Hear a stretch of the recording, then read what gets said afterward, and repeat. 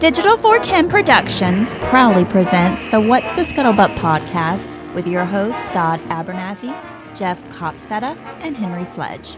Welcome, everybody, to another episode of the What's the Scuttlebutt podcast, your favorite World War II based podcast. I want to thank everybody for joining us for another episode tonight. And joining us, as always, is the one and only Henry Sledge. Sadly, Jeff Copsetta cannot be with us tonight, but joining us in Jeff's place, well, maybe not in his place, but as a guest tonight, the one and only, you have seen him on YouTube, you've listened to his stories, from Tall Tales with Taco Bell, Mr. Mitch Taco Bell. Sir, Henry, how y'all doing tonight? Doing fantastic, man. Glad to be here as always. Thanks for joining us tonight, Mitch. Living the dream. Your dream seems to be very busy as late. I guess you're really hitting the podcast circuit a lot lately, huh? No, I've just been taping a bunch of people, building up kind of like you guys. You start building out your guest list, and then it was Anzac Day yesterday. So on Sunday, or was it today, our time, but on Sunday I was interviewing all those guys down in Australia. I had 3 interviews. Yep. So sorry, I just got knocked all of those out, recorded them. Tomorrow I'm recording a guy in England, Steve Ladd, who went from F4s to A10s. And then that night I'm taping a guy named Matt Prey, who owns an aviation company and helps folks, especially veterans, get their license and their ratings and go on to the airlines or whatever they want to do. That's That's a great mission. How many podcasts do you put out in a week, or do you record in a week? I guess I would ask.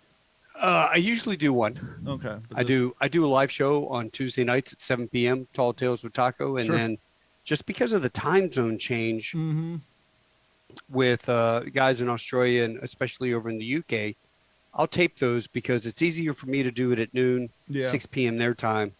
You can't expect them to stay up till 3 in the morning or whatever. Well, then we can. We've done it before, but it makes it tough. I mean, I hate to, like, we had Paul Woodadge from World War II TV. We had Leighton on, you know, and I hate for that to happen. I know Don does too, but that's kind of the way it's rolled. If at all possible, we'll try to do it on a Saturday or something. My problem is my house is just way too loud. I got birds that scream. I got kids that scream. I got everything else. But no, if at all possible, you know, especially if we're not live streaming it, we'll just pre-record it and post it later. But before we get into that, for those in our audience who are maybe not familiar with your history, give us the Reader's Digest real quick. Where are you from? How'd you get to where you're at? I know you served in the Marine Corps. Maybe give us a little information on that, and then we'll get to where you're at today. Oh, gosh. So at 6 years old, I got my first flight on an American Airlines 727. Which sparked the interest in aviation. Well, of course, those were the days they gave you aluminum wings when you got to meet the pilot in the cockpit. Now they just slam the door and tell you to put on your mask and sit down. Yeah. I've got all the wings I collected. I used to chase flights in its around, go to the airport on Sundays. But at 6 years old, they said, "Hey, little boy, you want to go sit in the cockpit, just like airplane?" You know, hey, Johnny, you ever seen a grown man naked? Do you like the movies about Gladiator, Jimmy? Yeah, you like gladiator movies, Jimmy? You like movies with prisons in them? Yeah, I go up there, and the engineer. I mean, I remember they had their big Ray-Bans on. The captain was like World War II dude. Oh, I'm sure. The FO was talking about dropping bombs in Vietnam. The captain was talking about dropping bombs in World War II.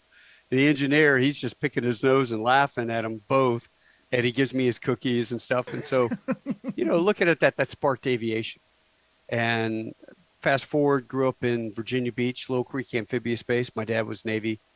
My grandfather was a surgeon in World War II at Guadalcanal and Okinawa. And my uncle flew F-14s. And so very naval heritage family, strong heritage. So when I was in college, I had researched how to become a pilot, military pilot, civilian pilot, the whole 9 yards. So I joined Army ROTC. But the problem was, at the time, the major called me in and said, hey, what do you want to do? I said, I want to fly helicopters. I want to be a pilot. And he goes, well, you may not be. You may be a cannon cocker. What do you think about that? And I'm like, well, sir, I think I'll take my chances somewhere else. And I left his office. I saw these two 18-year-old kids in a WWII, or not, they were in a Black Hawk. I talked to them about high school to flight school. They've always got me sold to quit college, join high school to flight school program. And then my fraternity brother grabs me and takes me into the student union. And there's this captain. He's got his board with all these airplane pictures. And he goes, hey, sir, my fraternity brother wants to be a pilot. Can you hook him up? Well, his name's Captain Dave Berger, who is now Commandant of the Marine Corps. So at the time, Captain Berger's like, well, we got this airplane, we got that airplane, we got this airplane. And I'm like, well, what do I have to do to be a pilot? Well, take this aviation test. You pass that, we'll go get a physical. You pass that, then we'll give you a contract. And we'll send you an OCS. You pass that, you graduate, you get second lieutenant, you get commissioned, go to the basic school, then you go to flight school. What he didn't tell me was 10 guys got that contract, and 2 out of 10 would eventually get their wings because guys' eyes would go bad. They would fail out, or they would quit school, or whatever happened. They failed out of OCS. So that's it. So then I got my wings in 91, 2 days before the Gulf War started. Wow. And I got to Little Rock, learn how to fly C-130s with the Air Force. Then on to Cherry Point. The war ends. All the squadrons gone. They come back. I fly Meek hours in the mid-90s. And then I go to Okinawa for a year and spend a year over in Oki, 94 to 95. So I was blessed because I was there for the Okinawa 50th anniversary preparation. So I was on the committee and helped with that. But I was on Iwo Jima for the 50th anniversary of Iwo Jima and spent 2 weeks here. So I got to go caving, and I got to meet all the vets that came back. I was going to ask, I would assume that the Marine Corps put on a little bit of a pomp and circumstance as far as a greeting to some of the veterans, and this, I don't want to say celebrate, but the acknowledgement of the history and the date and the fact that you're there. I mean, just to be there, be there on, year 65 would be cool, but to be there actually on the 50th anniversary and to be part of that and to be in the Marines, I mean, it'd be one thing just to be a tourist being there, but I just couldn't even imagine. And I'm sure as being an active member, you probably had access to areas that a battleground tourist wouldn't have access to, I would assume, right? Well, those guys all arrived on Continental Micronesia 727s, and they landed and they got off. They walked them into a hangar, and the Japanese were there, and they would take their passport and they would stamp it. Domorigato. Domorigato. Well, they didn't separate them by sticks or by airplanes or anything. They just literally dumped them in a box. So then the vets all went off clueless, not knowing what was going on. And they had different events in different places, go to the beach, go to the top of Suribachi, go to this place over by the Admiral's Cave. We had all the stuff set up, and we were transporting them around. We had shuttles that would just take them around everywhere. Well, at the end of the night, the vets were there to get their passports, to get back onto the jet. And the Japanese came out literally and handed them a box full of passports. So we're like, holy crap. And so, I mean, every Marine and their brother was running around stacking passports out 5 abreast on these tables. And then they would open it up and they would yell. And they had all the vets lined up, typical hurry up and wait. I was going to say, luckily later. they have training in the hurry up and wait and receiving documentation exercise. Oh, I'm telling you right now, I can speak for those guys. They were ready to, if they could have gotten some weapons, they were ready to take Iwo Jima for the second time. Oh, I'm sure. They're lined up around this hangar, and they'd shout out, Bob Smith, Bob Smith, and everyone would shout, and then Bob Smith would Smiths come would be like, hobbling up, and he would get his passport, and off he goes. So I took that opportunity, and I had a map laminated of Iwo Jima, and I'll show it to you here. It's in my man cave. Nice. So I had that map laminated, and I had every single vet that was there. I went around to the guys, and I said, "Hey, sir, I'd be honored if you would sign this for me." Now, hold on. I just watched the episode you did with. I should know the gentleman's name. I follow him on Instagram. But the young man who does the story with the rifle, where he goes around interviewing vets and. Andy, yeah. And in that episode, you said to him, "Boy, you are a smart young man to think of doing that. I wish I would have thought of that. You got a whole map full of veteran autographs. You beat him to the punch, so you can't." Well, that's not on the M1, but still, you were there first. You have a bunch of autographs from veterans, so. Hey, Andy doesn't have Medal of Honor guys on his M1. No, he doesn't. That's a nice. And I have Nice. RV Bergen. I have RV Bergen right up here. Yep. No, I watched that. I was listening to that episode today while doing IT work today, and because I was going through your list, I was like, "Hey, I follow him on Instagram," and that was a fantastic interview, and not only a testament to you, but the passion he has for this project. Incredible. And the fact that when you showed him a picture from somebody he met in 2016, not only did he know the gentleman, he knew the story, but there was a moment where he got very sentimental and damn near got on the precipice of starting to get a little emotional just thinking about the experience he had interviewing him some 6 years ago. Now, that's true passion for the project and what he's doing. Oh, yeah. He just sent me a text. He's over in the UK right now for the June event. And he's got a 99-year-old. He's escorting a 99-year-old guy over there right now. Yeah, I think I saw. And this is his last trip. He said he's done. Yeah. But Andy's passion definitely exudes from just talking to him. You can tell. And to have that sort of passion, I'm a history guy. I love military history. Interviewed Dave Holland yesterday. And you guys have had him on your podcast. Incredible fella. Yeah. Especially for us that are stuck over here that can't take a $12,000-$15,000 battlefield tour, like those guys that go to Iwo Jima. I'm not sure how much it cost for them to go back in '95, but I can tell you they were only there for the day. Yeah, that's a very long, expensive journey to make it over there, but cathartic. There were guys that got down on their knees and broke down. It was the first time they've been back since 45. As a matter of fact, I'll tell you this story real quick. Yeah, go ahead. I was driving around with one of my buddies, and we're in the Humvee, and we see this dude all by himself, out in the field. Stop.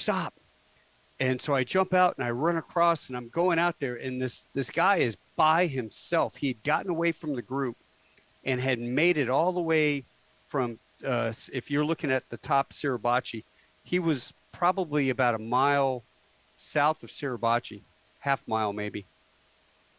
And he'd gotten away from everybody. He was looking for his foxhole. So I'm like, "Sir, you got to come with me. You got to come with me." And he goes, No. I'm telling you, my foxhole is right around here. There's a tree stump. It was getting shot up. There was a stump there that had a log, and it was all shot up. And I was in here, and da-da-da-da-da. Sure enough, man, this guy's wandering around. And he finally goes, "Here it is." And we walk over, and just like he said, just as he described it. And it's amazing to think that stump and that tree hadn't rotted away in the last 50 years. That it was still, enough of it was still there to act as a marker and a landmark. That is amazing. Yeah, well, whatever. I mean, they don't have big trees there. So whatever the Japanese had brought in, whatever this was shot up. I mean, I'm sitting here looking at the map thinking about it. The ships, the concrete ships up on the side of the island. Have you ever seen the photographs of the concrete ships? Yes.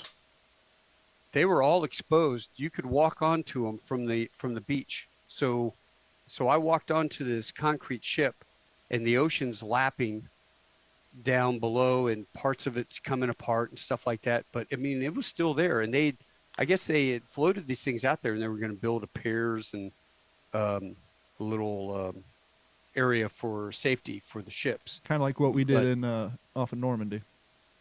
Right, exactly. The The caves were all, like I said, we spent 2 weeks.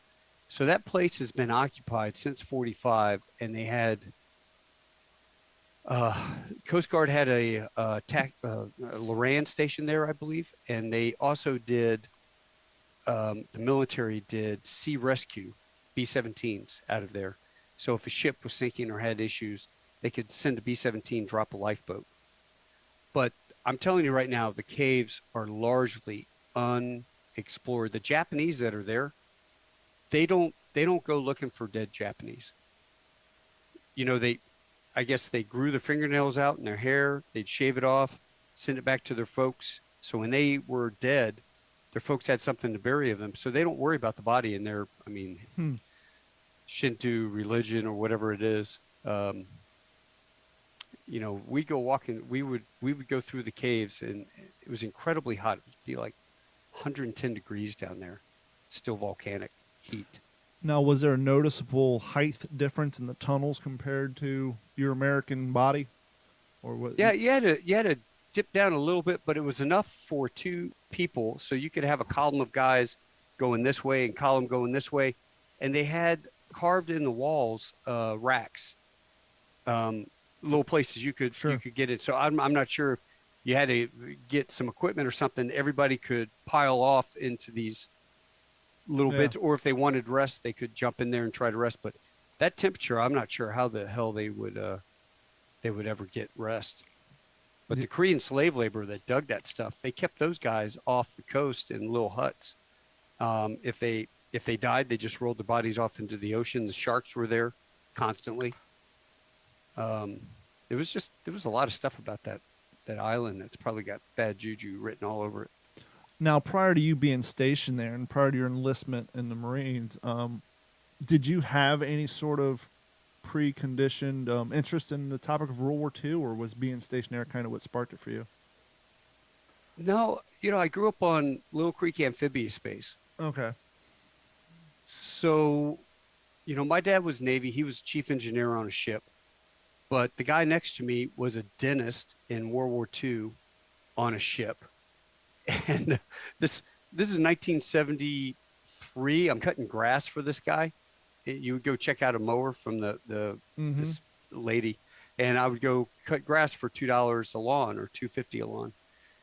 Well, this guy, he's moving, and he liked me, and he goes, "I've got something for you, Mitch," and he hands me a Japanese samurai sword that he won in a card game over in the Pacific. What age were you? Oh, I still have it. No, so what age were you? God, I would have been about 8. Nowadays, we can't even give our 8-year-olds a BB gun up. Neighbors freaking out, let alone a captured samurai sword from the Pacific. Imagine taking that to school. No, so I go back. Well, you could back then. Nowadays, forget about it. They'll stop you at the sidewalk. Yeah, I'm sitting there on the couch, and I open it up across my legs and slice the top of my legs. Oh, it was. It wasn't deep or anything, but it cut me. And my mom's like, "What happened to your legs?" Nothing. But we used to go Dempsey dumpster diving. I don't know if you guys did that growing up, but my Boy Scout B hut was right next to the SEAL team, SEAL Team 2. And my neighbor, Barry Heath, was a Royal Marine stationed with the SEAL team guys, the exchange tour. So I got to meet Dick Marchenko when I was a kid, all these SEAL guys. And we would go over to the Dempsey dumpster and go diving on Monday nights after Boy Scouts. So we'd pull out uniforms, and I've got 2 Law rockets in my garage that I still have. They were expended, but radios, lights. We'd find all sorts of stuff on Monday nights when we went diving in their dumpsters. That's great. Apparently the EOD didn't have to blow any of that stuff up, at least not the non-explosive stuff. No. The Law rockets were all expended. They just threw those canisters tubes in the dumpster. But as a kid, you watched all the war movies and Rat Patrol, and any war movie that came on, we would go watch it. So we play Army in the Woods. Now, if I'd spent all the time with my dad, which I should have, he was a mechanic, he would pull the engine out of his car and he would say, "Hey, come help me." And I'm like, "No, Dad, I'm with my friends." Now I get the same. I feel like, what's that song? Cats in the Cradle? Yep. I get the same thing. I'm like, "Hey, son, we're taking the Fox, this big armored vehicle. We're taking the Fox for breakfast. Michael's going to be in his Humvee, Dad's going to drive the Jeep. Let's go. Nah, I'm spending the night with my friends, Dad. You go ahead. Just got home from work and the kids got the flu, but sure nice talking to you, Dad. Exactly. Hey, get the car keys. See you later. May I have them, please? My 13-year-old would rather go next door than stick around here and help me with something. It's what he did to me the other day. So, yeah, I mean, we're getting old. I don't know what I'm doing something wrong. But to answer your long story short, I've always loved aviation. I've always loved history. But when I got into college, what did I study? Was modern European history. And so to be able to go to all these different places, Kwajalein, Guam, Wake, Iwo Jima, Okinawa especially. We'd go caving in Okinawa. Did I ever tell you that story? Did I tell you that story, Henry? yeah, you did the night I was on your show. I remember you and Freddie Joe were talking about that. Yeah, we had this guy. And if I've talked too much, just stop. No, I just wanted to You're pause. the guest, I wanted to pause real quick just to join in what you were saying, and then I definitely want to hear that story. It just occurred to me. Me, you, and Henry are varying ages, but we all played quote-unquote guns when we were kids. We all either played war or guns, and like previously said, at the Rickenbacker Air Force Base, we'd buy stuff from the PX, old helmets, whatever.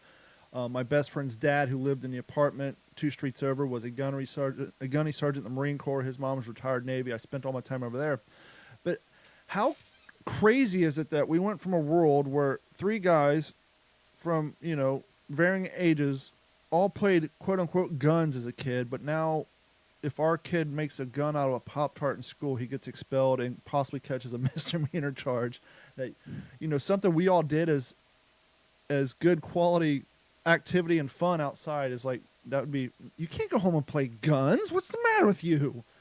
Yeah, but you could sit on and play a video game of a car chase, chasing people and carjacking them and shooting them. Or you can play Call of Duty World at War, playing some bouncing betties and watching very great detail as someone gets their leg blown off. But I digress. Yeah, yeah. But don't go outside and play. I mean, remember the cartoons back in the day? It was advertising the little toy guns and M16s and stuff.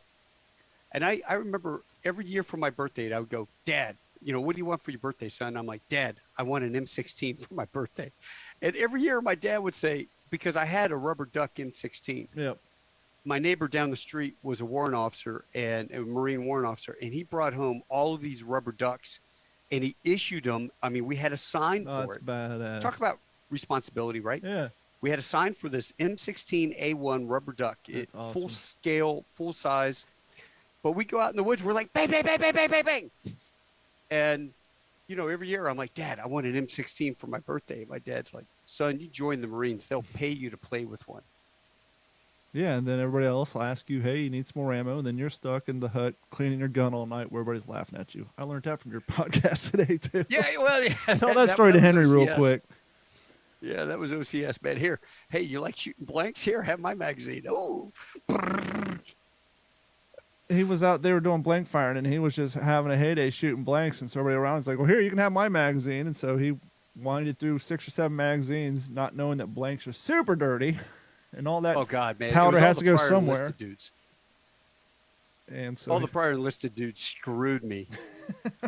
Shame on me, man, being that stupid naive. But boy, it was fun. And nothing else is more fun than shooting a hog, shooting an M60, even though you got a BFA on it. That's a lot of fun too. I enjoyed that.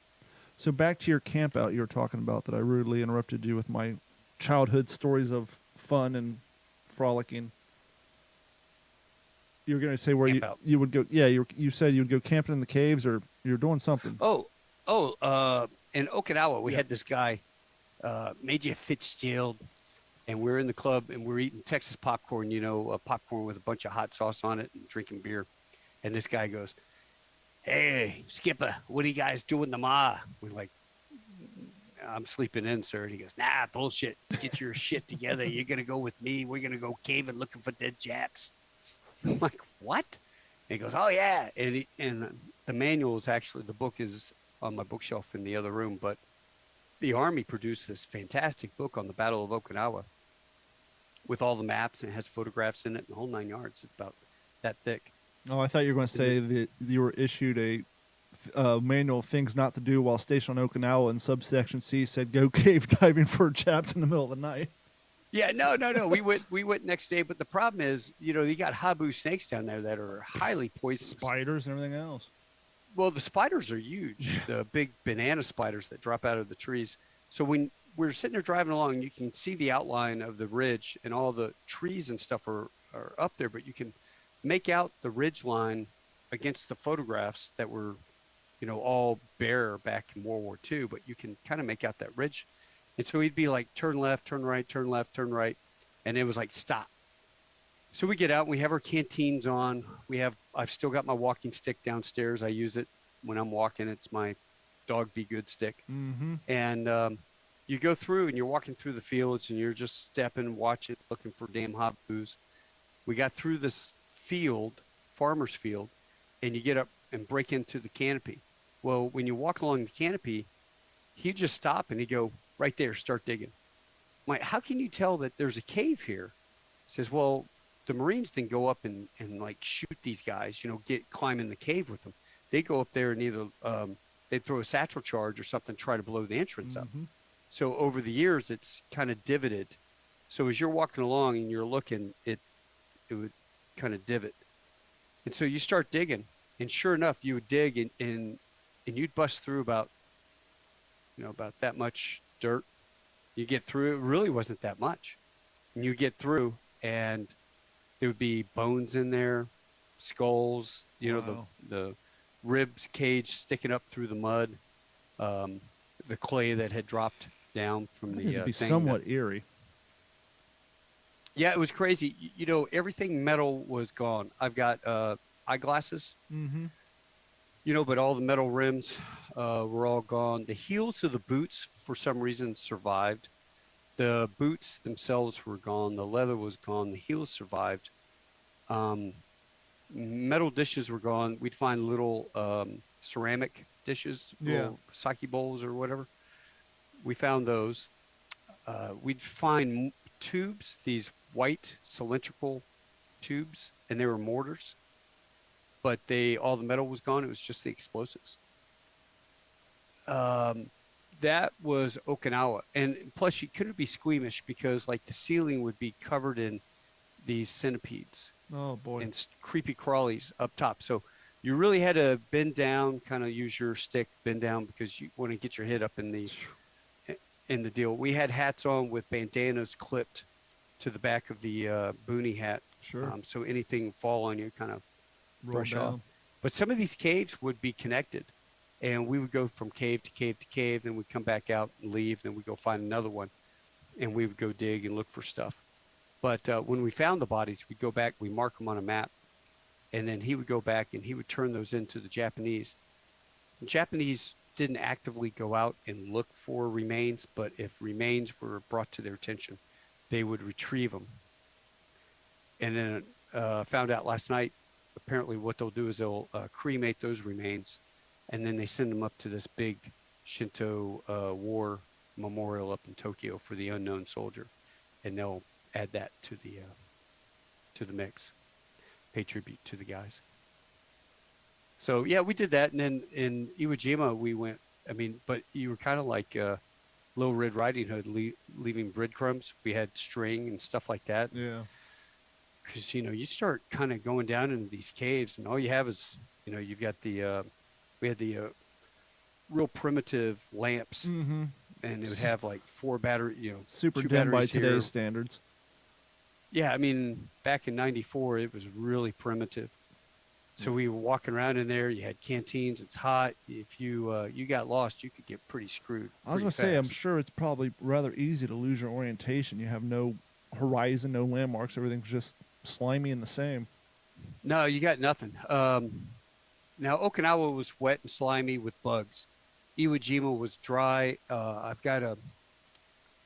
wish I'd get up and go get it, but it's a canteen that I found over there that I brought back from Iwo Jima, and a 1,000-stitch belt. And Okinawa, I have a ceramic hand grenade. Wow. Because they ran out of metal. So they Sure. make these ceramic hand grenades. Unbeknownst to them, they were more mortal than a regular hand grenade because the ceramic pieces don't show up on X-rays. X-rays. Yeah, maybe living with it for a long time. Yeah. Well, if they can't find it, it's severed in the body somewhere. Mm-hmm. Yeah, and it's just It sharp. did. You could be fine for years, and one day just lean the wrong way and cut something. Yeah, exactly. Yeah, they were dangerous. So, what year did you get out of the service? I joined in '86. I retired in 2015. Oh, a nice long run. Well, active, I probably have 12 years active, and then the rest of it's reserves. What got you into the history telling business? VJ Day, like 2 years ago. COVID had hit. I was sitting at home. I called up Don Graves, who was Iwo Jima vet, and I got him on the speaker, and I was talking to him, and I was videotaping Facebook Live. I just did a Facebook Live, and I put it up on the counter, and I'm just leaning over talking on the telephone. Sure. And then I called Carmen Giese, who was he was one of the glider pilot guys that went in. He was 503rd or something, glider infantry, whatever those guys were. I'm not, the Army stuff is not my forte. Sure. But I called him up and I talked to him. Hey, what was your, you guys had already ended in Europe, but what about Japan? Oh yeah, we celebrated that too. Mm-hmm. Still couldn't go home, but we celebrated it. So I had those guys on, and then somebody said, hey, you ought to do a podcast. I'm like, what the hell is a podcast? Joe Rogan wasn't on my radar at the time, and I didn't know what the hell to do. So I did a... when podcasting first came out, I resented the name so bad. I hated the name long before I ever got a podcast, because I'm a computer guy, and I'm like anti-Mac. And the fact that they named this form of broadcasting after the iPod, it irked the hell out of me. And I hated the name for the longest time, but now it's just synonymous for internet radio show. Most people don't realize, oh, it's named after the iPod. But yeah, so instead of broadcasting, they called it podcasting because most people listen to it by downloading to their iPod. And it just, as a computer guy who was anti-Apple, it just drove me nuts for years. But I finally got over it. But that's funny because, it was like, well, I do have a whole host of really interesting friends. Yep. And connections. And I said, you know what? The first person, I was RV Bergen. You guys, RV. Yep. So I was at his funeral, and he'd asked me to give his eulogy. So I gave the eulogy, and at the end, I met Scott Gibson, who you guys have had on. Mm-hmm. And Scott gave me a coin from the Pacific, and I'm just such a nice guy. And so my first person was, hey, it's still kind of around VJ Day. Let's talk to Captain Haldane, Yeah. And so he was my first guy, but it was with Facebook. It didn't work at all. It was a failure. Yeah. So I have 85, 87 episodes, including Top Gun stuff. But officially, I think it's at 83 Tuesday, over 90 total. But my very first one with him didn't work. My second one, I got StreamYard. And then from there, I had Dale Dye on. We talked about his time with Band of Brothers and how he got into it in the whole 9 yards. Then my third one was Don Graves from Iwo Jima, and then it just kind of kept going. Anybody that interests me. Hey, you're an SR-71 pilot. Sure. Oh, that's right. Hey, you want to come on my podcast? So that's how it started. Yeah. But of course, they always say, oh, you got a podcast? Everyone's got a podcast. I'm like, yeah. I was talking to somebody the other day about that because he's a couple years older than me, and he plays music, and I was joking around with him. I said, in 2022, having a podcast is like having a garage band in the 80s. Everybody has one. And you use that same analogy with me when I first met you. Yeah, I was like, if you're looking to do a podcast to get famous or make money, look somewhere else. If you want to do a podcast because you love the format and you want to share information with people and you're happy if 4 people listen, then this is the format for you. But we've been going. I started in 2019. I have to look at my logo.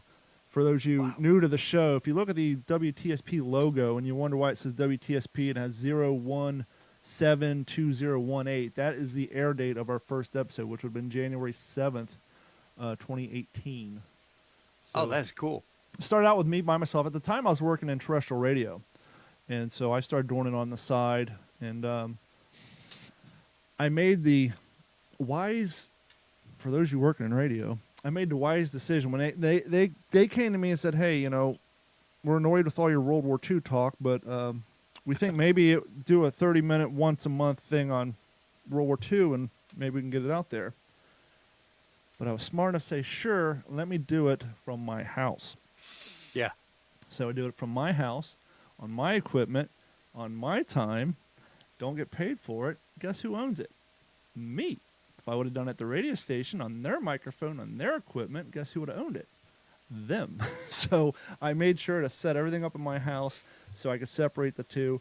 Did it on my own time, not on the clock, never got paid for it. So when I left radio, it wasn't an issue because even though they hosted like the first 10 episodes on their site as well, because I did it on my own equipment, on my own time, off the clock, it was all mine. So that's kind of how I got into it. And for the first few years, it was me alone. And then Jeff came on. And then, I don't know, I think he and I did quite a few episodes. And then Henry was brought to me through a friend of ours that I do living history with. And it's been gangbusters ever since.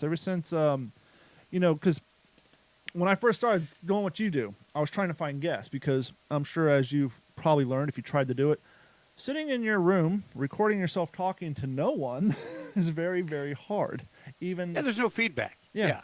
But talking to someone else, you can have direct conversation. Now you don't feel like a loon talking to yourself in a room, thinking you're schizophrenic. Now you're engaged in the conversation. You just happen to be doing it on a microphone and broadcasting it. And it's so much easier. And so as the show went over time, I went from doing one a month to maybe 3, depending on who my guests were, to now we pump one out every week because even if I don't have a guest book, I have Henry to talk to or Jeff and Henry to talk to. And so there's always that sounding board. And so it's so much easier whether you have 2 hosts or consistent guests. I could not imagine, especially if you don't have any radio experience or news I could not imagine trying to do a single person podcast weekly. It would just be so hard. I mean, even Don Bongino, I listened to him. Even he has his guy that he bounces stuff off of, and he's talking. And he's just kind of sitting there talking, but he will be, "Hey, what do you think about this? Yeah, what did you think? Yeah," and you get some feedback. Well, even Mark Levin and Rush Limbaugh did that. Of course, you never heard Mr. Producer, you never heard Snerdley. They would never play, but they would always have someone to say, "What do you think, Mr. Producer?" And so they would always have someone to talk to just to kind of recharge their system. But no, your show's doing well, and I'm shocked at how short the livelihood is. That this is another one of those great results from the pandemic. Paul Woodward was the same way when he had him on. He said, pandemic, I'm not doing tours. Yeah, I think what did he say, Henry? His first episode was like 4 hours long. You did like a 4-hour live stream. It's always this evolutionary process, like Taco was just talking about, and then like it's been for you, Don, and now the 3 of us. But yeah, Woody said that his first one was 4 hours long. He felt like he didn't know what he was doing, but something clicked, Well, and that's a testament to him too. And it's going back to the radio format. We do a show that's usually 110, 120 minutes, but that's 110, 120 minutes nonstop from the time we start the show till the time we end. Even if you're doing a 4-hour radio show, you're doing 20 minutes. You got 8-hour commercial breaks and do 20 minutes. So at the end of the day, even after a 4-hour radio show, you're doing 2 hours with, 20 minutes at a time. So you have time to stop, take a break, reset. Whereas we go for 120 minutes straight and then shut it down and go about our way. And so to do a 4-hour nonstop like that, I almost had to feel like a Jerry's Marathon. I can imagine. Oh, it is. I got together with this guy, Michael Sheriff. I was interviewing Pete Pettigrew, who played the older man in the original Top Gun. Okay. You know who I'm talking about? Yeah. So Admiral Pettigrew was the Top Gun advisor for the movie, which of course was a huge influence on me as an aviator. And Pettigrew, I had him on the show, and this guy, Maverick, was whatever popped up. It was Maverick from Top Gun Group. And he wrote me and said, "Can you get me in touch with Admiral Pettigrew? I run this Top Gun fan club group." And I think at the time, May of last year, he had 7,000 followers. Mm-hmm. Now he has over 50,000 people in his group. And so I become friends with it. And so I was like, what's your real name, first of all? Because I don't go, I got to know who I'm talking to. And he's like, oh, Michael Sheriff. Where do you live, Michael? Oh, I'm over in Scotland. Nice. Greatest guy in the world. Big Top Gun fan. How is that group How is their feelings of anticipation for the new release? Oh, they can't wait. We're having I'm flying out in May 15th. I'm flying out to San Diego. We're having a big original Top Gun special where we've got tour buses. We're going to all the places that they filmed, doing all the touristy stuff. I just think it's cool. Henry, have you seen any of the previews for the new one? I've seen them all, man. They're no, all Henry. awesome. I'm asking Henry if he's. Oh, Henry, I'm sorry. I mean, yeah, I've seen a couple of the trailers. Have you seen the in cockpit footage that they did? Yeah.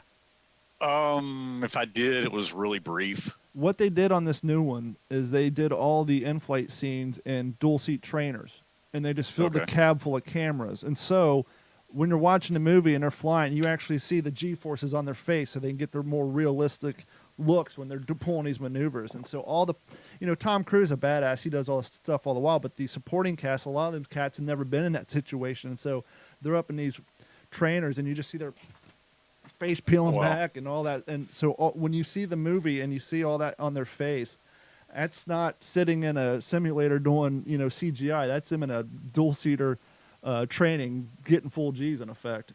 So they tried that. Add to it. Yeah, they tried it in the original movie, but the cameras at that time were too big. They were too big, right? Yep. And the Navy requires all sorts of stuff to modify anything on a naval aircraft to attach cameras to it or whatnot. And so they got the Navy to approve cameras on the wings, cameras on the back. So the flyby scenes and stuff like that, that's all filmed. But that new stuff with Tom Cruise, I had to do a double take the very first time I saw it, because I saw an article that said Tom Cruise will not do the movie unless he gets to fly in it. And that's what it said. Yeah. And then I see this video of him, and you see him doing his stuff, and then he breaks away, and he's in a solo F-18. He breaks away, and I'm going, holy crap. I get on my forum with my military buddy, aviation guys, and I send a message. I'm like, did they really let that fool fly an F-18? And they're like, no, dude, editing. He's in the back of a F-18 two-seater. Mm-hmm. And so it's just the way they edit it, and they've got the stuff to make it look like he's flying back there. And I go, good Hollywood, man. But even still, just for an actor to be put in the back seat of one, and to me, that's almost scarier, because I'm a bit of a control freak. You put me on a wave runner that goes 80 mile an hour water, I'm driving, I'm great. You put me on the back seat where I got my arms wrapped around somebody doing 45, and you feel like you're going to die. So to be in the back, not in control, that to me is almost scarier. Yeah, and think about COVID. All those actors, they're the very first movie went gangbusters. This next movie is going to launch them into the stratosphere, and they've had to wait for 2 years, thanks to China, to get this movie out. Yeah. And when this comes out, we have a pilot shortage right now. Mm-hmm. We do. And there's no ands, ifs, or buts about it. The Air Force is begging guys to stay. The airlines are hiring. We're seeing it every day. When this movie comes out, I pray that a whole new generation of kids watch this thing and go, that's what I want to do. I want to be a pilot, military pilot. So let's keep our fingers crossed that a whole new generation, 34, 35 years later, get sparked like I did back in 86. Well, I was going to say, if history repeats itself, it will, because that's kind of the joke of people who joined the Navy when Top Gun came out. They thought it was going to be all Top Gun, and most of them didn't even become pilots. So if history repeats itself, they probably will. I'm sure if you went and looked at the archives, you would see a huge spike in Navy enlistment when that first movie came out. Yeah, and the other one was Final Countdown. When we walked out of the movie theater in Virginia Beach, Final Countdown came out. There was a recruiter, Navy recruiter, sitting out there with his little booth with pamphlets, handing them out to everybody, because that F-18 going against the Japanese, what a dream, dream come true. F-18 squadrons against the entire Japanese fleet going against Pearl Harbor back in 1941. Yeah, baby. You trying to tell me that Iron Eagle didn't have that same effect on naval enlistment? No, that was Iron Air what? Force. Iron Eagle, that was Air Force. What movie was that? Iron Eagle with I never heard of it. You've never heard of Iron Eagle with Lou Gossett Jr.? Oh, that's because it's an Air Force flick. I'm just teasing, man. That was the worst movie ever made. It was, but I was 12 when that came out, and it was on heavy rotation on early HBO. And so I watched the hell out of that movie, but it was pretty bad. That probably appealed to you because you're like, hey, I'm almost 16, 17 years old. I could be flying this F-16 if my dad was CO of the base or whatever. And come on, I mean, he saved time by playing his headphones. He said, "Hey, this will catch up on time," and it put him in the zone, man. That movie was horrible. No, Red Dawn, that was a great movie in the 80s. Except for the remake. Top Gun was a great movie in the 80s. Apocalypse Now, Platoon. Henry's digging his claws in, hoping I don't bring this next one up. But since we're on bad movies, this wouldn't be the episode of the What's the Scuttlebutt podcast if I didn't ask you, one Mr. Taco Bell, what are your opinions on The Thin Red Line? The greatest war movie ever filmed up in Guadalcanal. Gosh, are you kidding?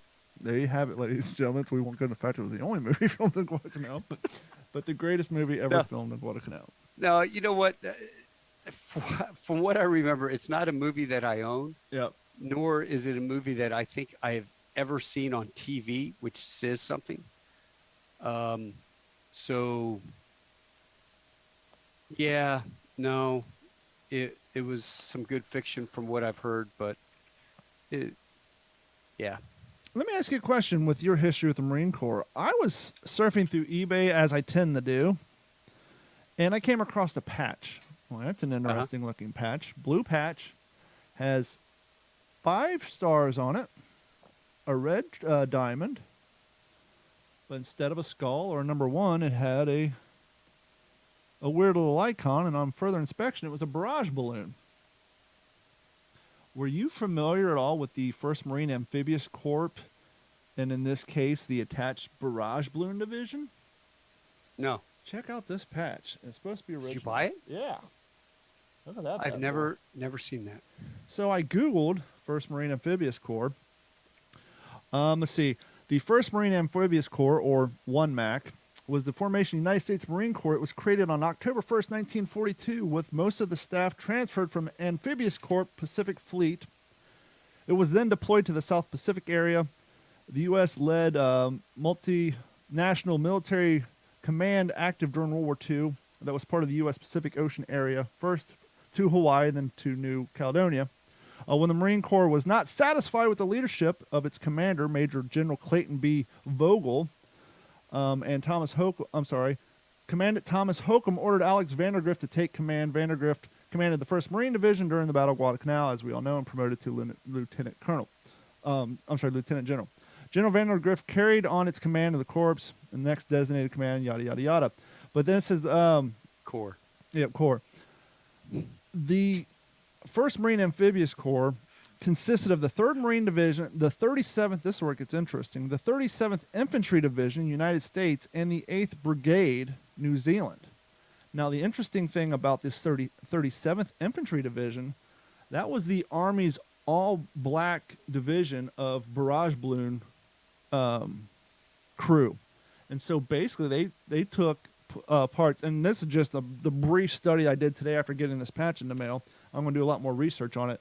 But from what I can tell, and it took a lot of surfing around because when you just Google the barrage balloon division, very little comes up. But from what I can tell, they attached some of the gentlemen from the 37th Infantry and sent them down to the Pacific. Obviously, we don't see a whole heck of a lot of photos from the Pacific with barrage balloons, but they were down there for a short period of time, and they were attached to the 1st Marine Amphibious Corps. So. And you're saying that was an all-black unit that did the balloons? The 37th Infantry Division from the Army was attached to the 1st Marine Amphibious Corps, and they were in charge of doing the barrage balloon stuff.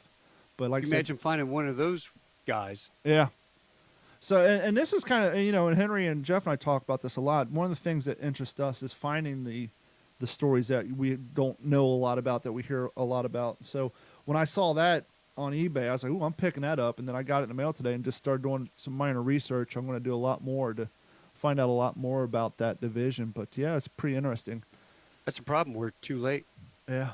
Here's I mean, Henry, God, think about if you could go back in time to go with your dad to the reunions. Or my grandfather, in my case. My grandfather served in Europe. As a project, Yeah. Hey, I'm doing a history project for school. Let's talk. Or kind of like what Andy does when he hands them the M1, and those guys just open up and start talking. The opportunities that you had. Unfortunately, nowadays, guys, we're relaying stories that we've heard secondhand. Yep, third hand. Right. And it's third hand, and it's not even the same. Well, I mean, I've told the story before, Taco. I mean, and Don's heard it. I got to meet Snafu, in 1984. He and his wife came to visit my dad and my mom, and I walk in, and there's this short, stocky guy sitting there, and my dad introduced, Snafu is my son Henry, and I knew who Snafu was because hell, I'd read my dad's book twice by that time. Mm-hmm. And I wish. I mean, I shook his hand. It was great to meet him, but I retreated from the room to let them do their thing, and I wish I'd stayed in there. Yeah. I wish I could travel back just 7 short years. I was telling Jeff one time before I ever did the podcast, I do computers for a living, and I was down at Fort Myers Beach, and I got called down to this ice cream parlor to work under security cameras, and I'm walking out, and there's a car parked right on the sidewalk. The gentleman's daughter or granddaughter was inside. He was sitting in the passenger seat. He had a 1st Marine Division hat on, and walked up and asked him what years he served. He said 41 to 44.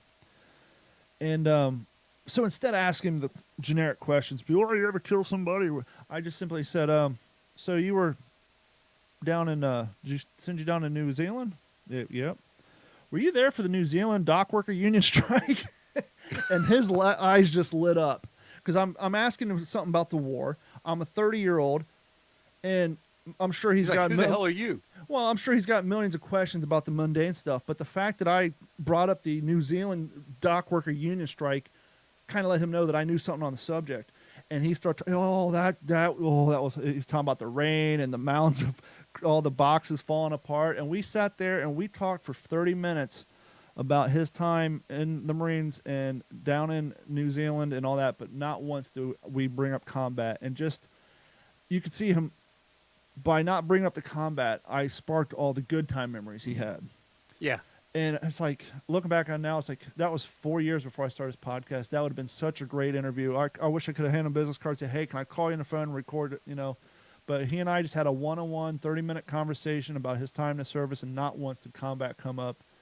And he enjoyed it so much. He went from sitting in a car by himself, sitting out in the Florida sun in front of an ice cream parlor, to talking about the good times with a random 30-year-old on the beach.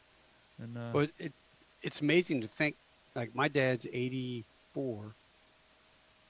Vietnam era guys are getting up there, and they're dying, and yet you got these guys that are 10 years older, and they're World War II guys just passing away, and we're not capturing the stories. So highly encourage everybody out there, if you've got a young kid, find somebody. The Korean veterans, they're getting long in the tooth. The Vietnam veterans, start recording their stories and catch these guys, because once they're gone, they're gone. And we've mentioned that on the show. That's part of the reason why when I open the show, I say World War II base, because yes, we do a lot of World War II stuff, but in the past I've talked to vets from other eras, and Jeff and I talked about this early on. One, we want to talk Korean War too, but I've actually had people email me, "Oh, I knew somebody who's a vet, but they weren't World War II, so you're probably not interested." I'm like, no, I'm interested in all. Because to say I'm not interested in your time serving during the Gulf War is basically me putting value over someone else's service. No, we're interested in all, which is why we had that caveat of World War II base, because, we do from time to time breach into other campaigns and all that. And so, we talk about that where if I come across a Korean War vet, I actually have business cards. I need to make up some for Henry and Jeff. And I've done that in the past where I walk into a grocery store and I see somebody Korean War vet. Come up, introduce myself, give them a business card. Either they call me or they don't. And it's incredible. As a kid living on that base, I hung out with this kid, Kerry Christoph. His dad was Rear Admiral Christoph of the base, and Rear Admiral Christoph was one of the first Navy SEALs. Wow. Back in World War II when they were the UDT. What were they? UDT, underwater demolition team. Frogman. Yeah, he was UDT guy and highly awarded and all that. And here I had the opportunity as a 10-year-old, but no, I'm back in the room with Kerry playing Queen on the 45s. Ishmael, no, we will never let you go. Let it go. And his dad's probably like, You're playing Tron on the video game, Nah, we didn't have that. We had Pong. Oh yeah, that's even better. Atari Pong with the 2 paddles. Yeah. Yep. Waiting for Yeah, you know what Pac-Man we used to do? release. We'd go to the base, and we'd go in, and you had to have an ID card to get into the PX, right? So we were 8, 9 years old. We would walk in behind somebody. We go, "Oh, that's my mom." See, that's in Because ingenious on your they part. had an Atari demo, and you go back into the TV section, stereo section, and we'd sit there and play that game for hours on a summer day. You know. Here's another one of my eBay finds. I like to buy crap that no one else. Check this out. USMC. What is that? A pencil? These are okay. So you're a it's logistics tag or something. You're a logistics officer, or whatever. And you're loading up ships with Marine Corps gear and crates with bands on them. Well, how do you distinguish the Marine Corps gear from the Army or the Navy, with the exception of stamps? These are band clips that they would put on the steel bands on crates. Oh yeah. Okay. And I found a pack of 3, so I got one in my collection. I'm gonna send one to Henry and Jeff. I've been Nice. sitting on these. Just Love that. silly little things. When's the last time you ever seen a United States Marine Corps World War II crate band clip? Never. Well, guess what? You're gonna have one in your collection here soon. Taco, you were talking about interviewing somebody earlier who had a huge ass library behind them, and so it's that time of the podcast where we're gonna talk books. And I just got this guy in the mail. Interestingly enough, Henry, you got to talk me out of buying books in the middle of the podcast. I'm not going to do that. We do podcasts, and I'll be on Amazon. I just finally finished the Peleliu Triagic Triumph the other day, and so I started, and then I finished. After that, I finished reading the Battle for Guadalcanal. So I'm adjusting my books. When did I buy I Want to Stay with the Boys, the John Basilone story? Because I found it on my bookshelf, and I'm like, when did I buy this? I must have... Yeah, I don't know, man, because Dave Holland will tell you that's not the one you want to be going after. Apparently, I bought it during one of my... Instead of getting drunk and ordering things online at night, I just get caught up in the moment during the podcast and start ordering crap, because it's on my bookshelf, and I don't remember buying it. But a book I do remember buying, and this is one I ordered shortly... I think it was the last podcast, you and I were talking Coast Watchers and how they don't get enough notoriety, or we know very little about them. Peter Frampton was a Coast Watcher. Really? On Baba Black Sheep. Nice. You don't remember that? Actually, I do. I'd forgotten that. Yeah, Peter Frampton, man, he was big, right? And there he is. He's a Coast Watcher in Baba Black Sheep, and they rescued. I didn't know what's his name got shot down. Didn't know he did a lot of acting. I knew. No, he's not a very good actor. Yeah, it's kind of like in 200 Motels when Ringo Starr played Frank Zappa, which was weird. But anyhow, this book is by Walter Lord. It's called The Lonely Vigil, The Coast Watchers of the Solomons. And I got this in the mail today, and I started reading it briefly while waiting for internet to come out, because Comcast had a 7-hour internet outage statewide. This thing, I'm only 21 pages into this, and I'm already hooked. This is a very, very interesting read. When was it written, Don? 1977. Okay. And in the forwarder, he talks about going back to Guadalcanal and talking about how some of the overgrowth was there, but you could still find stuff. But yeah, this was first published in 77, and this book itself, it was a 77 edition. I don't know if this thing's limited. I had to search around because the first 3 or 4 of them I found were like damn near triple digits for price tags. It's like, what is the name of it again? The Lonely Vigil by Walter Lord. It's The Lonely Vigil. The full title is Coast Watchers of the Solomons. It has a very 1970s title. Henry, hold down the fort while I grab the book cover. Okay. Yeah. I've got that. You've got that book, Taco? Yeah. And so the cover is watercolor, and it's very hard to see from a distance, but it's got a very 1970s watercolor of some Japanese bombers in the background, a couple of cats with... Yep, same book. Have you read that one yet, Taco? No, I haven't. If you have a lull in your reading, or you just finished a book, I'll tell you what, I'm only 21 pages in. Oh, is it autographed? Yeah. Nice. Give it a read. I'm 21 pages in, and the writing's so well done that it's almost one of those you can't put down books. So I wrote the name down. I want to check it out. yes, it's a good one, and they basically focus on 4 of the 100 coast watchers because at the very beginning they said within 2,500 miles they had 100 coast watchers, Mm-hmm. and I once again I'm only 21 pages in, so I don't have the names memorized, but one of the stories that stands out, I think it was one of the coast watchers who was stationed off of the Florida Islands. They're talking about early on, some of the coast watchers kind of saw the way the wind was blowing, so they're kind of planting food and supplies in 3 different areas around Guadalcanal. And they're talking, was the Battle of Coral Sea? Was that the first battle? Yeah, Coral Sea. So during the Battle of Coral Sea, one of these Japanese ships gets sank, and some of the survivors wash up, I think, on an island off of, I think it was Florida Islands. And the coast watcher who was running the area, he saw the way the wind's blowing, so he's starting to pack up, and he's going to ship out in the middle of the night. Well, one of the local natives who was a doctor, you would think, doing all the goodness of his heart, he went to go patch up some of these Japanese sailors who were burnt up from the fire. And so the next morning, the coast watcher takes off, tries to get the doctor to go with him. Doctor says, nah, I'm good. Thinking the doctor wants to stick around to help more injured people. When the Japanese land, the doctor, in what some might say a poor decision, went up to the representatives of the Japanese Empire and demanded payment for services. At which point is arrested, let's just say heavily interviewed to the point where he gives up all the information he has about coast watchers' whereabouts. So luckily, prior to getting captured, the other coast watchers already ran for the hills. And this is all explained by page 21, so it gets to the thick of it pretty quick. But it's just like, you think it's a good idea to tell the generals of a Japanese landing craft that you want payment for providing aid to their wounded men? Yeah, well, James A. Missioner gave me a bunch of stuff, and this book was one of them. And it's been on my shelf. I've never read it until you said it. Now I'm looking at the postcard from Walter Lord. It says, "Dear Jim, glad your retirement doesn't mean an end to the missionergrams. Glad you like Dunkirk. I liked that one a lot. Also glad you know Phil Eckhart.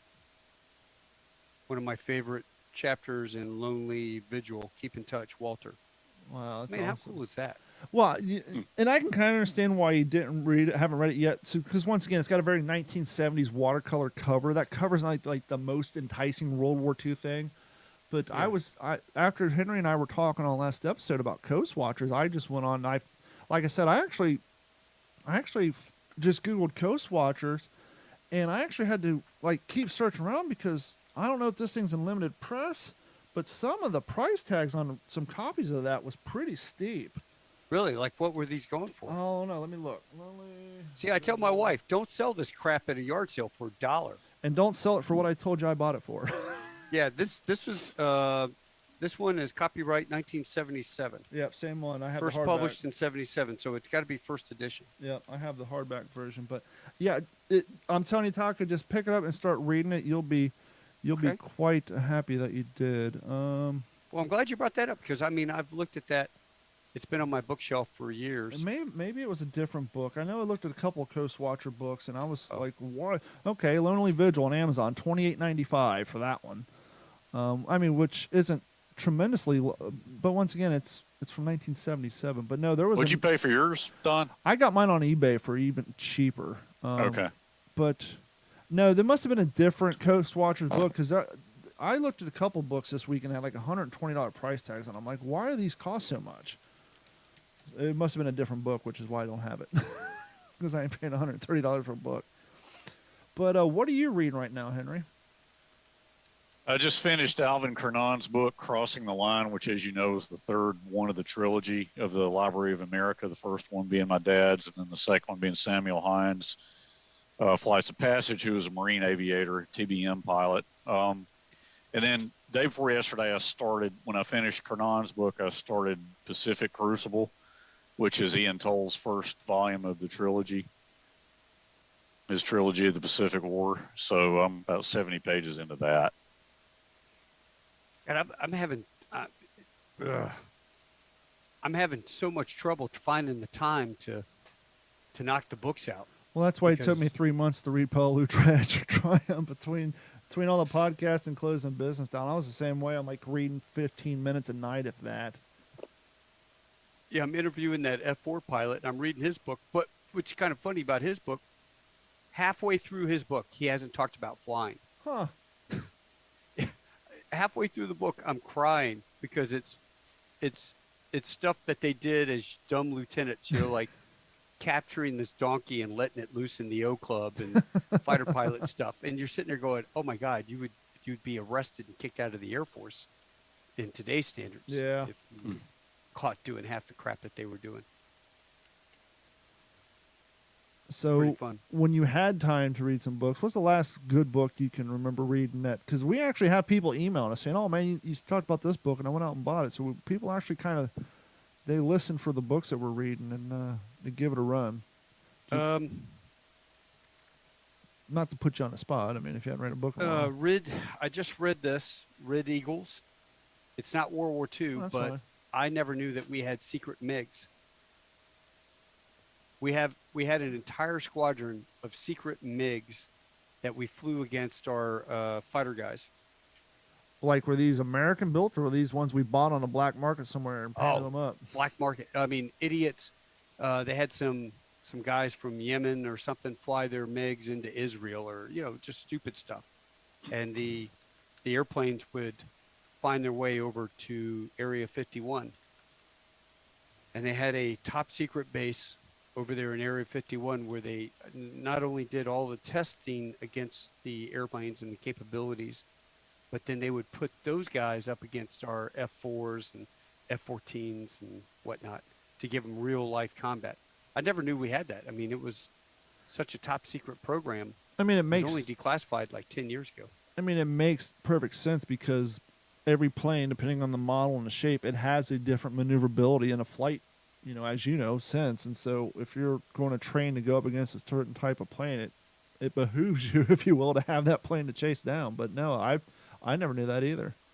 Well, what's funny is, when we shot down the 2 Libyan MiGs in the early 80s, those F-14 guys had gone up against these secret MiGs. And they talk about the startle factor. When you first come canopy to canopy with a real MiG, you're just like, holy shit. Can we cuss? Yeah, go ahead. Holy shit. That's a MiG. Yeah. MiG, and it kind of throws them out of their OODA loop.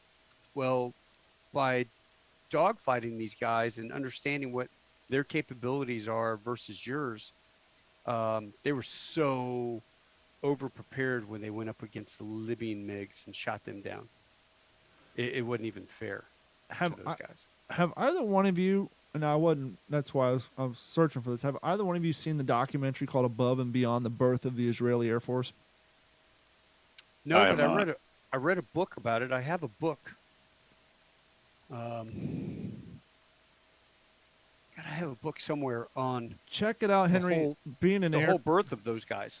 Being an Air Corps guy, and the reason I bring this up is you sparked my memory talking about the black market MiGs. How this whole thing kind of started is Israel obviously needed an Air Force, but basically through some creative fundraising and the enlistment of retired World War II pilots, they bought some World War II airplanes at auction, but they couldn't fly them over to Israel because of all the politics involved. So what they ended up doing is somehow they bamboozled down South America. They bamboozled, was it Cuba or Venezuela? It was one of those countries where they basically said, hey, we're going to either donate or some sort of weird, we're going to bring these planes down and make them part of your airlines or whatever. They registered them down there, and then they basically stole them in the middle of the night, flew over to Israel. That's how they got some of them. And then they bought other planes where they ended up buying them, taking the wings off of them, shoving them in the back of freight planes. And the whole story is just insane. You have to watch. I'm not giving it justice. I was watching one on Netflix, and you're just watching, you're like, how was this never made into a feature movie, what these guys went through? It was top secret. You would go interview up in New York with the guys, and then they would hire you, and it was all super secret. Mm-hmm. They were going over and they were buying ME 109s, Mm-hmm. and they were crating up ME 109s and shipping them over to Israel and fighting the Palestinians or whoever Yep. in ME 109s, Jews flying German fighters. Bizarre. Yep. They were using Spitfires, P-51s. And- They would bring them over through Switzerland, and then they would bring them down, and the weather was a factor and getting them in there. I've got the book. Yeah, and it was all wicked incredible. illegal. So any one of them gotten caught smuggling these airplanes were looking at, but Jail time. most of them were World War II pilots, and they wanted that adrenaline rush. They wanted to get back in the sky. They weren't happy with their civilian play. And I'm watching this documentary, I'm like, someone needs to make a Hollywood feature about this. Is just too damn interesting. But it's a great little documentary. It was on Netflix. It's called Above and Beyond. It came out in 2014. It's a very, very good documentary. So that would be my Netflix suggestion of the week. Well, yeah, I will go back my bookshelf in the other hallway. I will find the book that I read on that and send you a picture of it. Sure. That is the book that movie or documentary is based off of. It's fascinating. I've had this queued up since the they beginning of the achieved. show. And so we rarely do this, but for Mr. Mitch Taco Bell, this is for you. What's that? Oh, hold on. Might help if I unmute my player to prevent weird background noises. Here we go. Ever been in a cockpit before? No, sir, I've never been up in a plane before. You ever This is young seen Mitch. a grown man naked? Do you want me to check the weather, Clarence? No, why don't you take care of it? Joey, you ever hang around the gymnasium? We better get back now, Joey. No, Joey can stay here for a while if you'd like. Could I? Okay, if you don't get in the way. Flight 209er to Denver Radio. Climbing to cruise at 42,000. We'll report again over Lincoln. Over and Yeah, I out. know you.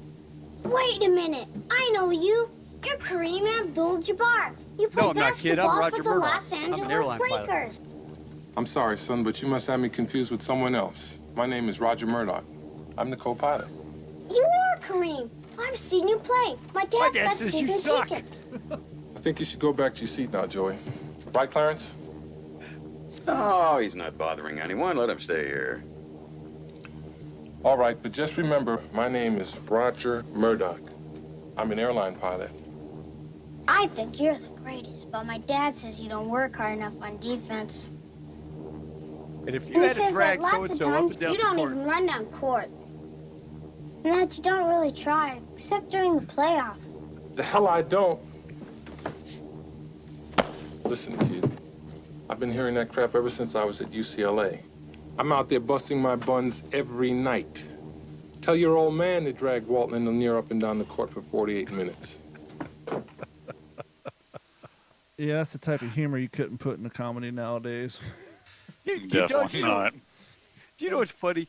You guys have watched. You all grew up on Caddyshack, Mm-hmm. Vacation, Oh Lord, Meatball. yeah. Balls. Repo Man. You know, I'm sitting there watching. I've got a 50. I'm 56. I've got a 50-some-year-old captain in the left seat, and I got this brand new hire 28-year-old millennial sitting in the right seat, and I'm saying stuff to the captain. I'm like, you know, I'm making it rain. I'm like, yeah, I don't think the heavy stuff's gonna come down for quite a while yet, and we're just throwing Caddyshack references back and forth, and then he breaks out, and I'm like, man, I picked the wrong week. Quit sniffing glue. Yep. And finally, the kid turns around and he looks and he goes, "What code are you two speaking?" Oh, I wish I was there because I would have looked at him to what say, go and say, pray to Jay, the same old, same old. See that booty down? Lay him down and smack him, yak him. Excuse me, stewardess. I speak jive. Oh God. Chump want no help. Chump get no help. Jive ass turkey got no brains anyhow. Taco, what is the name of the gentleman standing over your right shoulder? Oh, that's gotta have that is Gunny. Do you know who is your favorite Marine that worked with all the guys doing the boot camp? You talking about Dick Dye? Or are you talking about? Was that Freddie Joe? That's Freddie Joe. Oh. So Freddie Joe, I was out in San Diego in October, and he gave me that uniform from the Pacific. That's fantastic. That's Steve. He said he was going to give me one on that night I was on y'all's show. He said he was going to give me one, but I never heard any more about it. So it don't matter. You got the real McCoy hanging on your wall. I actually have. Now, what is yours? That's just Steve. I'm a living historian, and I never show Steve on the camera much. But what I do, because I don't wash my uniforms, because when I do living history, I want them to look real.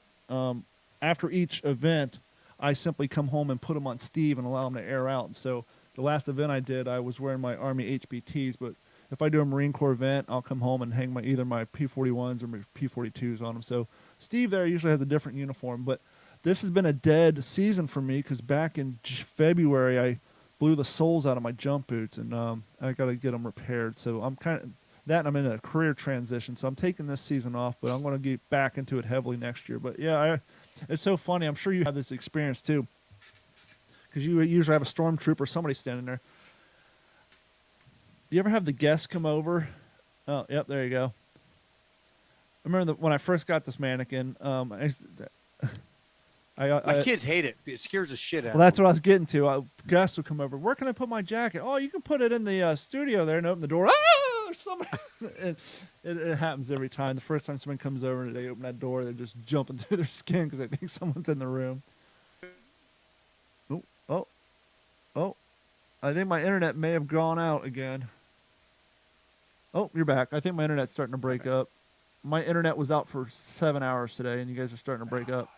That's brutal. Oh, you're back. You got me now? Yep. Freddie Joe.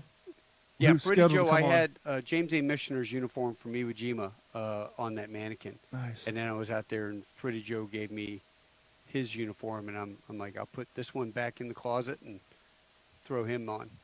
Well, my internet is getting a little shaky, so I think that's no better time to wrap it up before we lose connection again. Real quick, thank each and everyone for hanging out for another episode of the What's the Scuttlebutt podcast. If you enjoy the show and you want to help support what we're doing here over at Digital 410 Media, please head over to WTSPWorldWar2.com. Click on that orange Patreon link. You can sign up for Patreon. It only costs you $1 a month. If you kind of like us, if you sort of like us, you can sign up for $3.50. Or if you like us like Winnie Cooper on the Wonder Years, you can sign up for the Long Arms Deep Pocket Plan. It's $7.50 a month, and after month 2, we will send you a free WTSP t-shirt, kind of like the K-Ration dinner shirt I'm wearing right now. You can't see because my microphone's in the way.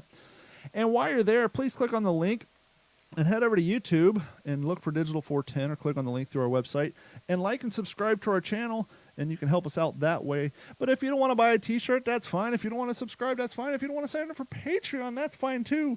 But as our friend Mitch Taco Bell can tell you, the best way to support a show is just to share us with a like-minded friend. Doesn't cost you $1. Just say, hey, check out this podcast. And we'd greatly appreciate it. And speaking of Mr. Taco Bell, why don't you put out the links and the plugs for your page, sir? Tall Tales with Taco Bell on Facebook and YouTube. But I was also going to say, Dave Holland, go look him up on YouTube, Walking a Battlefield. He just sent me a message. He was listening in. Yeah. Yeah, he's what is it, 10 in the morning there? It might be 11 and 12 in the afternoon. But, yeah, I freaking love that. Good historical stuff. And what you guys do is fantastic. Oh, I appreciate my it. schedule together for May, and I'd like to have all you guys over on Tall Tales with Taco. We'll intersperse and have a little fun. Fantastic. You got all our contact information. And as always, we can't forget the super busy Mr. Henry Sledge. Henry, what you got coming up on your plate, sir? The only thing I'm going to plug, really, that I need to is the Thursday. It was supposed to be tomorrow. It's going to be Thursday. The Veterans Breakfast Club is going to have an Okinawa show. Ooh. They've got the 6th Marine Division historian and 2 Marine veterans from the 6th who were at Okinawa. And they invited me to sit in and just, offer a little. I'm not going to say much. I want to hear what these 2 guys who are actually there have to say. Sure. But I think just as an honor to my dad, they invited me to participate, so that'll be cool. Awesome. Well, you may want to prepare a little bit just in case age kicks in for those gentlemen, and they need you to help fill some time. So just be prepared for that. I'm reading the Marine Corps Commemorative Series volume on Okinawa, actually, nice. to do just that, Don. You're right. Yeah, because... Hey, before you go, Henry, I've always wondered, Did your dad wash that uniform behind you? Was that ever washed, or was it just like thrown in the bottom of the sea bag and? No, he washed it. displayed? That one right there. I mean, that's definitely his. I mean, the shoulders are ripped out of it. It's got his initials on the collar. But my mother and I've actually had some conversations. She thinks there's another one that he actually wore in combat on Peleliu, and I do remember him showing me one in his closet when I was a kid that was like really bleached out. Yeah. But he claimed before he died that was it. But I don't know. I mean, I have another one of his dungaree jackets that I sent to the Museum of the Pacific War out in Fredericksburg, Texas, but I kept this one. So, I mean, it was his. Now, did he wear that one in combat? I'm not sure. But you know what else you'd be impressed? Do you have his hat nearby, or is it far away? It's in the closet in there. He has his HBT hat that not only did he wear during the war, but he wore to mow the lawn. And this thing is well, when I was really small, but it's that's his K-bar and a Japanese bayonet right up there. But the HBT hat, Taco's seen all that stuff. I've seen this stuff. It's the Henry Sledge Living Memorial. I need to make a trip over and come see you. Well, the thing I love about the hat is that it's so salty that the edge of the brim is even frayed, and you can see the material of the texture inside of it. And I'm a HBT hat guy. I love the P41s and P44s. I got like 3 of them, and actually sent Henry another one to wear, but I just love that damn hat. But that's going to wrap it up for this, guys. And so thank you guys so much, and we will talk to you all next week. This has been a Digital 14.